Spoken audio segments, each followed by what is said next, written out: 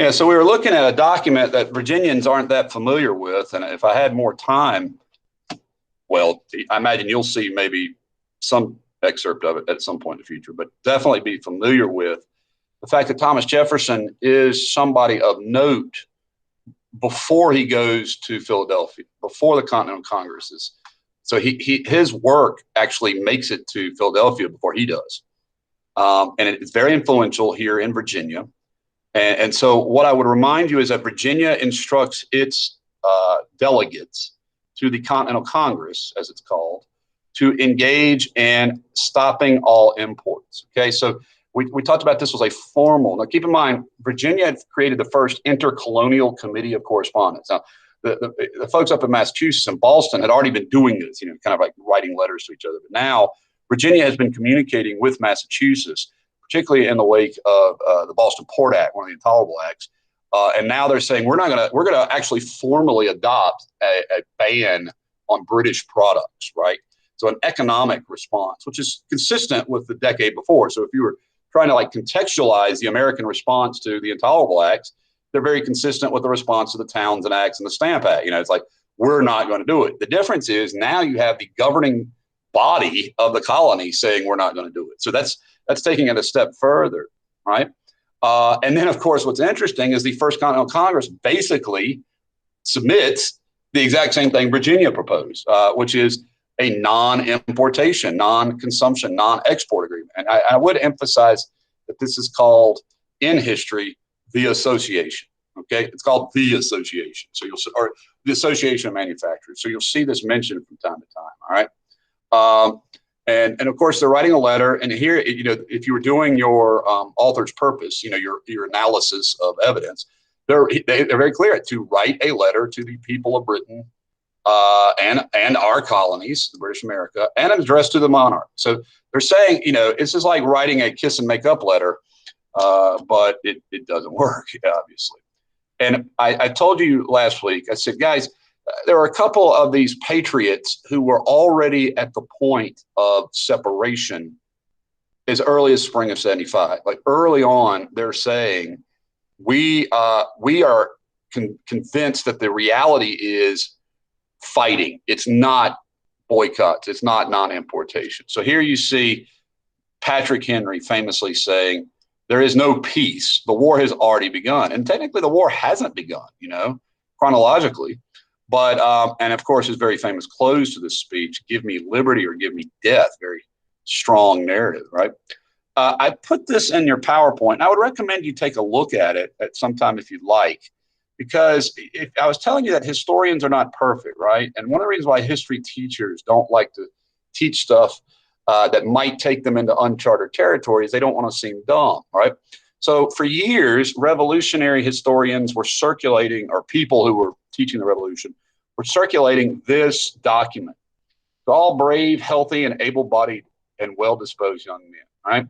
And they insisted that this was something that the American revolutionaries, you can see here, raising under General Washington for the liberties and independence of the United States. And they say that this is a patriot's poster. Well, it turns out they're utterly wrong. This was not a document that circulated in the 1770s. This document circulated in 1798 when we were at war with France, all right, something called the quasi-war. So what's important about being a historian is checking your sources, because for many, many years, this was thought to be the recruiting poster, and it was not. Does everybody hear that? But that's just a little bit of example of where history can go wrong. Even the historians miss the facts. So another one that's kind of funny is, you guys may remember Paul Revere, the Boston Massacre metalsmith propagandist. He and this guy Dawes had a responsibility to watch the British military in its base in Boston. So in other words, they're like spies. They kept an eye on the movements of the British military. Now, one thing that many historians pretty much accept is probably not true is Paul Revere did not probably yell, "The British are coming." Keep in mind, all of these people thought of themselves as British, so that would be like saying, "We're coming," so to speak. We're on our way. But no, they probably would say something like, "The redcoats are coming." All right, the soldiers are coming. But either way, it was their job to warn the British approach, the British military approach to the local farmers of this region around west of Boston, And they were organized on what were called militias. And these militias have a nickname. They can be prepared to muster, to gather at a minute's notice, right? So they'd be called Minutemen. Later on in history, we'll have nuclear missiles called Minutemen missiles. There's a citizen militia movement on the border of the United States and Mexico that tries to watch for illegal immigrants called Minutemen. So the idea is like militia, not organized soldiers, not regular army soldiers, but just like farmers with muskets who have been trained as militiamen to respond at a minute's notice. So Revere himself gets captured, but Dawes and Prescott make it out to the countryside, and they warn that the British are approaching from down here's the port of Boston, and it's thought that the British wanted to capture John Hancock and Sam Adams, revolutionary leaders, and come get them. And they thought that they also wanted to target here at Concord a supply of gunpowder.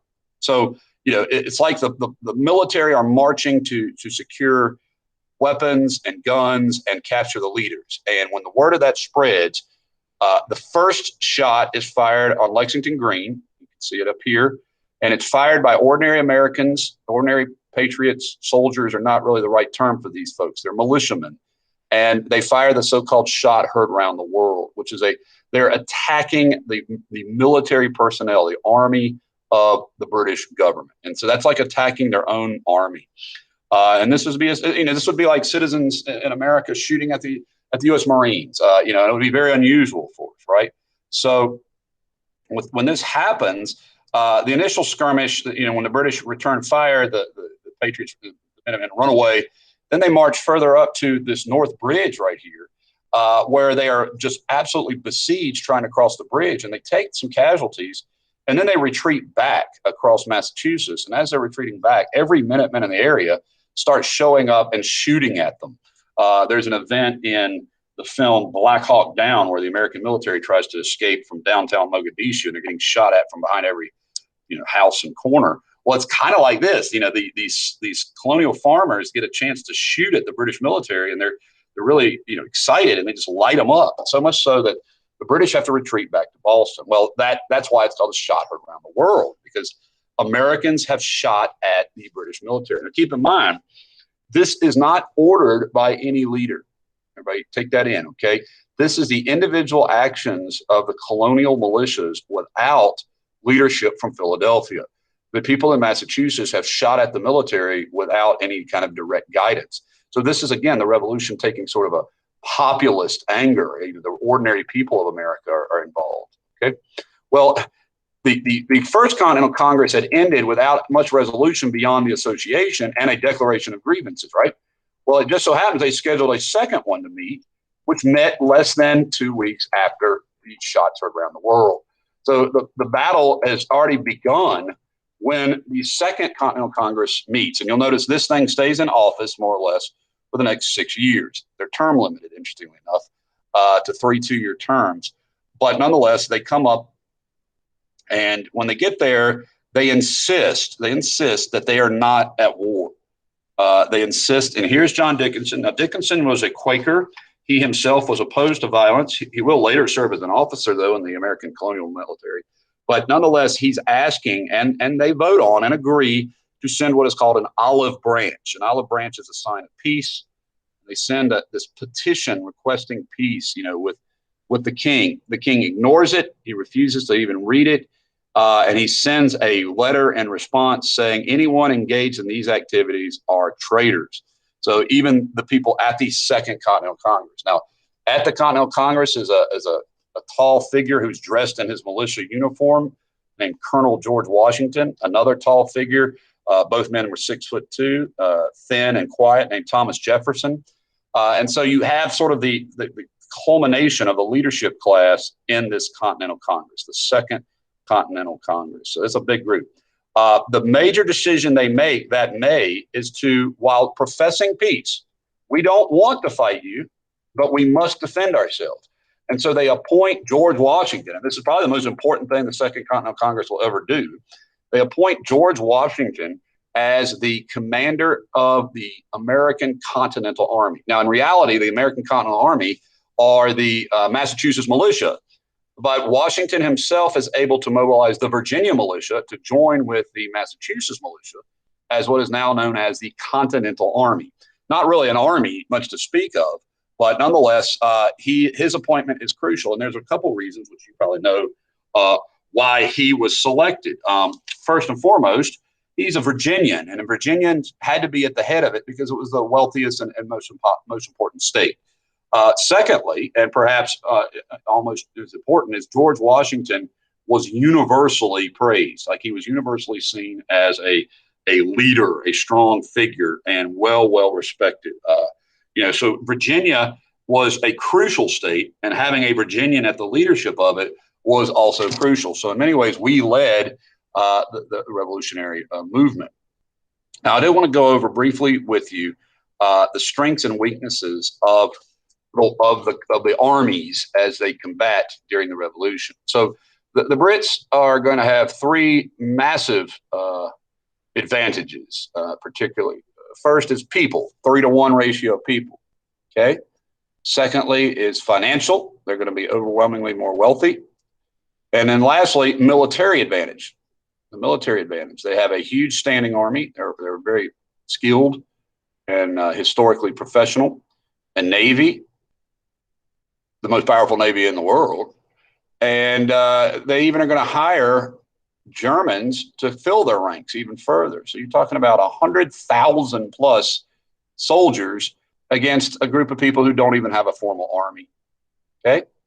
But there are going to be problems for them, and even connected to this professional army. First, whenever Britain gets in a fight, Ireland gets in a fight against Britain. That's like their history. So whenever Britain's fighting France, Ireland tries to get independent. Well, when Britain is fighting America, Ireland's trying to get their independence. Like, they're always looking at that.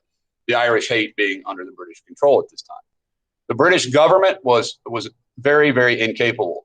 King George was not a skilled tactical leader. He will not during the war, but later become insane. He'll suffer from mental illness later on from an illness, porphyria. North was not very adept at either. Half the British population just about were not supporters of the war effort. The Whigs particularly were opposed to what the British were doing in American colonies. And then I really want to emphasize, while I said the military was an advantage, it had some sort of poison pills, you might say, within it. So the generals that are sent to America are not their best generals. Cornwallis is not the best general they could send, certainly. The soldiers are not particularly loyal because while they're professional soldiers, they are routinely beaten for any sort of mistake. They're providing food 3,000 miles away, so that's pretty terrible. And many historians associate the American Revolutionary experience to the war the United States fought in Vietnam. As long as the revolutionaries kept fighting, then they were winning. So as long as they weren't utterly destroyed, there was an army in the field, there was a revolution. So that meant the British or us in Vietnam had to have a complete victory, which was almost impossible. Great distance, huge distances, which meant if you're making orders from Britain all the way to America, you're not going to get them in time. And then the idea of having to subdue over 1,000 miles of landmass by the way, the Brits took every major city America had. When I say major city, it's like 15,000 people, so not as hard to take as you might imagine. Our strength, overwhelmingly, leadership, tremendous leadership class. Militarily, Washington, by the way, was not a military tactician, not a military genius by any means. In fact, he lost way more fights than he won. But he understood the ultimate, cardinal truth of this war, which is don't let your army be defeated in the field. Like if you lose, retreat, don't surrender. And so Washington will keep the army intact through that brutal winter of 1777. Benjamin Franklin negotiates a great alliance with France. I would mention perhaps as another, we had a strong political leader in Philadelphia in John Adams, like I mentioned earlier. And then we brought in Europeans, particularly Baron von Steuben, this man right here. Von Steuben taught the American militia how to be an American army. And that was crucial at Valley Forge because it turned militiamen who were disorganized and would run away into soldiers who would stand and fight. And that was very important. The French 19-year-old general, the Marquis de Lafayette, the Polish immigrant, Thaddeus Kosciuszko. These men would come from Europe where there were histories of war, and they had veteran experience and would teach our soldiers how to fight. We're fighting a defensive war, which is almost always the ideal way to fight. Self-sustaining meant our food was for us, and we could keep it and hide it. And just like the Vietnamese with their rice, we had corn and wheat that we would protect. The colonists were used to shooting a lot. In fact, some of them even had handcrafted rifles, which were completely rare. You had to make them by hand, skill-wise, but nonetheless, they were very, very accurate.